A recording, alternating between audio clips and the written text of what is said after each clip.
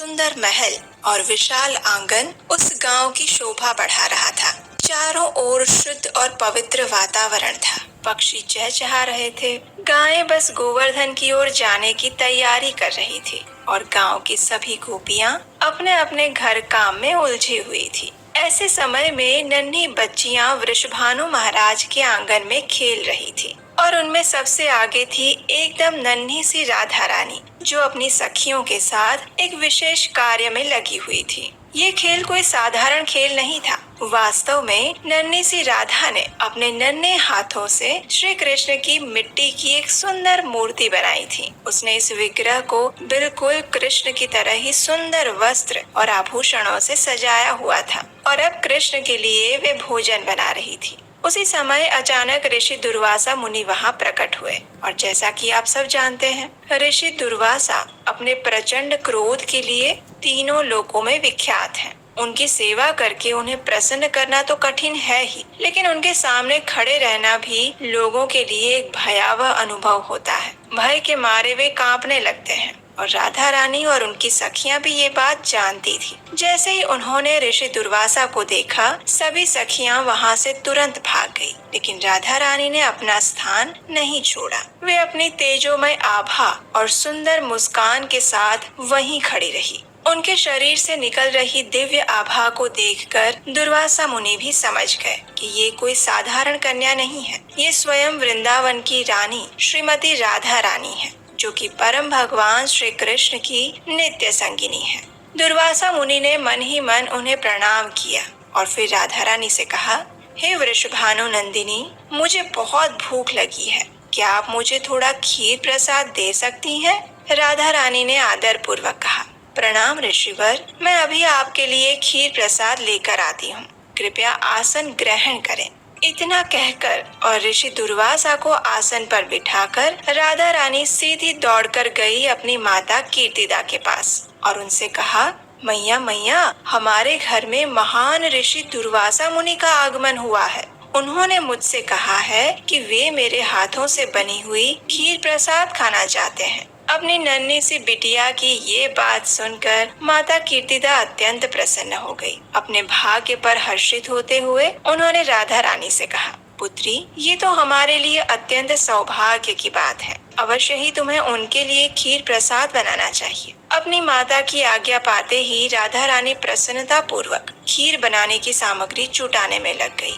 उन्होंने एक पात्र में थोड़ी मात्रा में सुगंधीदार चावल लिए, चुनिंदा श्रेष्ठ गाय का दूध मंगवाया और प्रमाण अनुसार मिश्री ली और फिर चूल्हे के पास बैठ गई खीर बनाने के लिए। कुछ ही समय में देखते ही देखते उन्होंने स्वादिष्ट खीर तैयार कर ली। एक ऐसी खीर जिसका स्वाद इस ब्रह्मांड में सबसे श्रेष्ठ था। अब वे पहुंच गई दुर्वासा मुनि के पास एक पात्र में खीर लेकर। उन्होंने दुर्वासा मुनि को खीर परोसी और जैसे ही ऋषि ने उस खीर को चखा तो उन्हें एक दिव्यता का अनुभव हुआ। ऐसा स्वाद उन्होंने आज तक अपने जीवन काल में नहीं अनुभव किया था। उन्होंने अपने मन की संतुष्टि तक उस खीर का आस्वादन किया। इस प्रकार राधा रानी के आतिथ्य और भोजन प्रसाद से अत्यंत प्रसन्न होकर दुर्वासा मुनि ने कहा, हे राधिके, मैं आपके आतिथ्य सत्कार से अत्यंत प्रसन्न हुआ हूँ। मैं आपको वरदान देता हूँ कि जो भी व्यक्ति आपके श्रीहस्त से बने हुए भोजन को ग्रहण करेगा, उसकी आयु, कीर्ति और समृद्धि अक्षय बनी रहेगी और उसमें प्रतिदिन वृद्धि होगी। अब दुर्वासा मुनि तो इतना कहकर वहां से चले गए, लेकिन जब राधा रानी की सखियों को इस बात का पता चला तो उनकी प्रसन्नता का ठिकाना नहीं रहा। वे तुरंत माता कीर्तिदा के पास दौड़ कर गई और उन्हें ये शुभ समाचार कह सुनाया कि किस प्रकार राधा ने दुर्वासा मुनि को प्रसन्न किया है और उनसे ऐसा विशेष वरदान भी प्राप्त किया है। माता कीर्तिदा भी ये सुनकर बहुत प्रसन्न हुई। ऐसी खुशी की खबर कब तक छिपी रह सकती थी। चारों ओर ये बात फैल गई और जैसे ही यशोदा मैया को इस बात की जानकारी मिली, वे भी उसी क्षण बरसाना आ पहुंची। आते आते ही सीधा उन्होंने माता कीर्तिदा से कहा, अरे कीर्तिदा, सुना है कि हमारी राधा को महान ऋषि दुर्वासा का विशेष आशीर्वाद मिला है। देखो बहन, मैंने तो सोच लिया है, अब तुम भी ना मत करना। आज से ये तय हुआ कि अब से राधा ही कृष्ण के लिए भोजन बनाएगी। मैं चाहती हूँ कि राधा प्रतिदिन मेरे घर आकर कृष्ण के लिए स्वादिष्ट भोजन बनाए। माता कीर्तिदा ने भी मुस्कुराते हुए अपनी सम्मति प्रकट की और बोली, जैसी तुम्हारी इच्छा यशोदा रानी। ये तो मेरी राधा के लिए सौभाग्य की बात है कि वो तुम्हारे कृष्ण के लिए भोजन बनाएगी। और इस प्रकार अब से राधा रानी ने प्रतिदिन यशोदा नंदन कृष्ण के लिए भोजन बनाने की सेवा करना आरंभ कर दिया। और यही है रहस्य कि जहाँ कहीं भी श्री कृष्ण के लिए भोग बनता है, उसे राधा रानी की रसोई के नाम से क्यों जाना जाता है? क्योंकि भगवान के लिए जो भी भोग बनाया जाता है, उसका परीक्षण सीधा राधा रानी द्वारा किया जाता है और राधा रानी ही उस भोग को भगवान श्री कृष्ण के पास लेकर जाती है और तब श्री कृष्ण उसका स्वीकार करते हैं। यही कारण है कि जब भी हम भगवान श्री कृष्ण को भोग अर्पित करें, तो उसे पहले गुरु को अर्पित करने के बाद फिर राधा रानी से प्रार्थना करके उनके माध्यम से ही भगवान को अर्पित करना चाहिए और तभी भगवान श्री कृष्ण उसका स्वीकार करते हैं। वैसे आज के समय में राधा रानी को लेकर अधिकतर लोग सहजिया बन चुके हैं। वे ना तो राधा रानी की सर्वोच्च स्थिति को जानते हैं और ना ही उन्होंने कभी शास्त्रों के माध्यम से उसे समझने का प्रयास किया हो। ऐसे लोग अपनी मलिन भौतिक इंद्रियों द्वारा राधा रानी के तत्व को अपने अनुसार तोड़ मरोड़ कर प्रस्तुत करते हैं और इसलिए वर्तमान समय में राधा रानी के विषय में अनेक भ्रम भी फैलाए जाते हैं और इसमें सबसे बड़ा योगदान देते हैं कुछ ऐसे टीवी सीरियल्स जिन्हें सिर्फ पैसे कमाने के लिए और लोगों के मनोरंजन के लिए बनाया जाता है, जिसमें कहने को तो राधा कृष्ण की कहानियां आती है, लेकिन उनका शास्त्रों के साथ कोई लेना देना नहीं होता और ना ही वे सच्ची घटनाएं होती है। तो जो व्यक्ति वास्तव में श्रीमती राधा रानी की कृपा प्राप्त करना चाहता है, उनकी भक्ति करना चाहता है, उन्हें ऐसे तथाकथित लोग और टीवी सीरियल से दूर रहकर शास्त्रों की और प्रमाणभूत गुरु परंपरा से आने वाले गुरु की शरण लेनी चाहिए। स्वयं श्री कृष्ण कहते हैं कि मैं राधा रानी को नहीं जानता हूँ, तो फिर हम तो इस कलयुग के बद्ध जीव हैं। हमारे लिए राधा रानी की सर्वोच्च स्थिति को समझना असंभव है, लेकिन फिर भी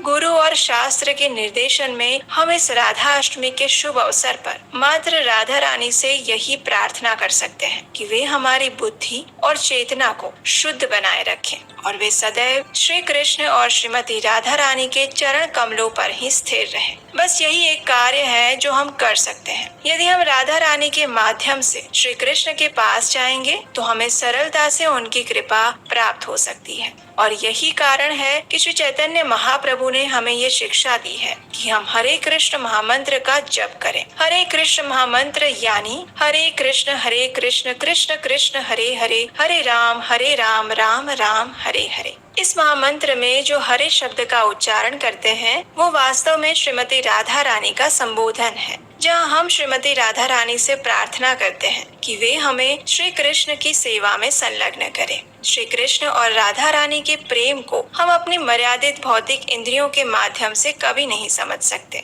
इसके लिए हमें श्रील प्रभुपाद जैसे प्रमाणभूत गुरु की शरण लेकर उनकी शिक्षाओं का आश्रय लेना चाहिए। और श्रील प्रभुपाद कहते हैं कि जब हम पूर्ण रूप से वैदिक साधना भक्ति का पालन करेंगे और जब हम पूर्ण रूप से परिपक्व हो जाएंगे, तब श्री कृष्ण स्वयं इस रहस्य को हमारे हृदय में प्रकट करेंगे। लेकिन ये कार्य बड़े बड़े ऋषि और योगियों के लिए भी दुष्कर है, इसलिए हमें मात्र अपना विनम्र प्रयास और प्रार्थना ही करनी चाहिए। राधा अष्टमी एक अत्यंत विशेष दिन है, जब श्रीमती राधा रानी भगवान श्री कृष्ण को उनकी दिव्य लीलाओं में सहायता करने हेतु इस धरातल पर प्रकट हुई थी। इस दिन सिर्फ उनका व्रत रखना या उनकी पूजा करना ही पर्याप्त नहीं है। वास्तविक राधा अष्टमी का अर्थ है उनके गुणों को अपने जीवन में उतारना, और उनका एक सबसे श्रेष्ठ गुण है कि वे सदैव श्री कृष्ण की सेवा में संलग्न रहती हैं। हमारे जीवन का परम लक्ष्य है कृष्ण प्रेम की प्राप्ति, और प्रेम तभी उत्पन्न होता है जब सेवा होती है।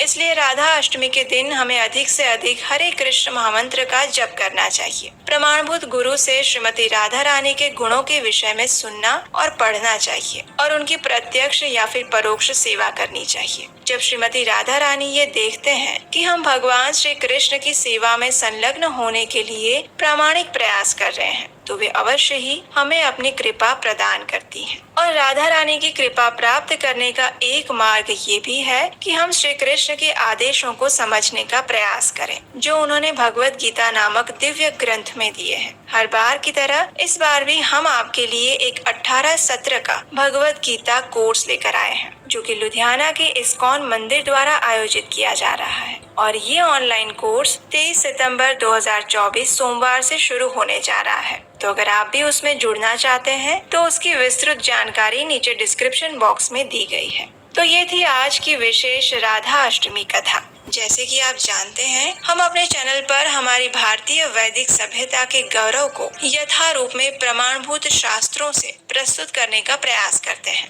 हर बार हम जो कथा लेकर आते हैं उसमें कोई मिलावट नहीं होती और इस कार्य में हमारी टीम का परिश्रम भी अधिक होता है। तो अगर आप भी हमारे साथ सनातन शिक्षा का प्रचार करना चाहते हैं और इस शुभ कार्य में अपना हाथ बटाना चाहते हैं, तो स्क्रीन पर दिए गए नंबर पर अपना आर्थिक योगदान भेज सकते हैं। आपका योगदान हमारी आने वाली पीढ़ी के लिए सनातन वैदिक धर्म को संजोकर रखने का कार्य करेगा और ये सबसे बड़ा महापुण्य का कार्य है। तो चलिए, आज श्रीमती राधा रानी के आविर्भाव दिवस राधा अष्टमी के पवित्र पर्व पर हम सब श्री राधिका से यही प्रार्थना करते हैं